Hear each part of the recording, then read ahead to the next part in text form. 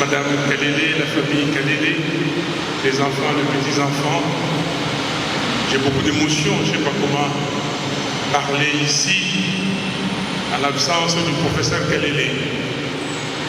Monseigneur a dit que la forêt a pris feu.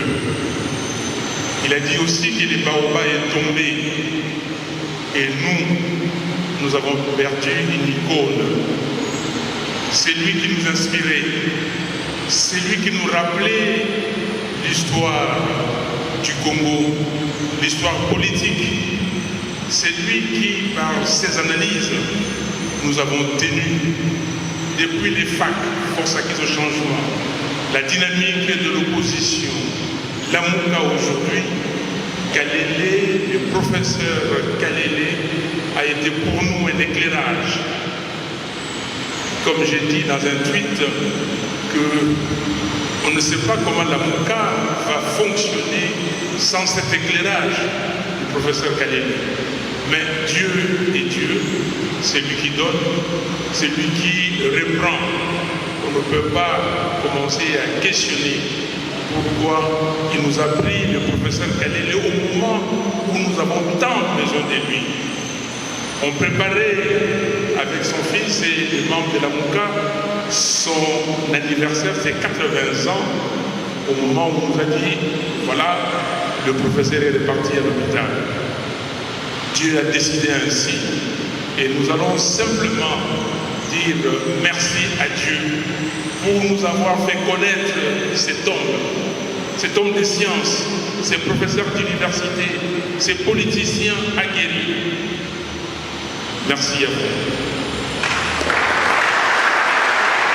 C'est un homme d'État, un Congolais, un homme d'État, homme de science, un chercheur, un savant aussi, ancien coordonnateur de la coalition Lamuka. Auprès de Prof Kalele, j'ai beaucoup appris. C'est en 2011 que je vais les rencontrer pour la première fois lorsqu'on fonda la dynamique Tshisekedi du président DTP. Et après, on ne s'est jamais quitté. En tout cas, les groupes avec Martin Fayulu. 2011, nous fondons Dynamique Tshisekedi du président DTP, qui avait soutenu Etienne Tshisekedi Wamulumba aux élections de 2011. Après les élections, nous avions cofondé FAC, Force acquise au changement, avec Emero Kunji, Ingele Foto, Lisanga Bonganga, et tout ce monde-là qui était parti par la suite. On a continué avec lui, Chaloupa, paix à son âme également. Après, nous avions cofondé souvent la RDC, notamment avec Vitel Kamere, président Fayulu, Chaloupa et les autres. On a cofondé le rassemblement de l'opposition, dynamique de l'opposition, et puis coalition Lamuka. Et depuis, il n'a jamais quitté, il n'a jamais trahi. Il y a même un moment de nous, le pouvoir l'avait approché pour devenir recteur en disant laissez Fayulu, trahissez vos convictions et vous allez devenir recteur. Il avait dit non. C'est un homme de conviction qui a dit nous allons continuer les combats des valeurs, les combats des principes avec Fayulu jusqu'au bout. Et il a tenu bon. À maintes reprises, le pouvoir avait tenté de débaucher professeur Kalele, mais il avait dit qu'il n'était pas débauchable. Et que lui, son combat était un combat des valeurs. Donc, pour moi aujourd'hui, pour nous, la Mouka, pour moi, avec mon partage des Congo, c'est une perte énorme. Et pour les fonds, pour un nouveau type de Congolais, voyez-vous l'appellation de son parti. Il voulait un nouveau type de Congolais. Parce que l'homme congolais, le modèle congolais actuel, a montré ses limites. Donc, nous prenons l'engagement de continuer sans lutte, de continuer à partager ses valeurs et ses idéaux jusqu'à ce que la Mouka prenne le pouvoir d'une manière ou d'une autre pour que nous puissions matérialiser ce qu'a été ses idées et partager ce qu'a été ses valeurs.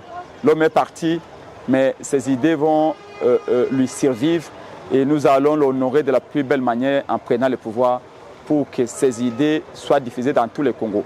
Un homme qui a énormément formé les enfants du Congo. Professeur d'université qui a enseigné partout pour donner la capacité cognitive aux Congolais. Nous disons Dieu a donné, Dieu a repris. Et nous remercions Dieu, mais nous appelons les enfants du Congo à continuer à l'honorer. Et une autre façon aussi de l'honorer, c'est lire ses écrits. Il a laissé suffisamment de livres pour que ses idées puissent continuer à faire avancer les Congos et les Congolais. Merci beaucoup.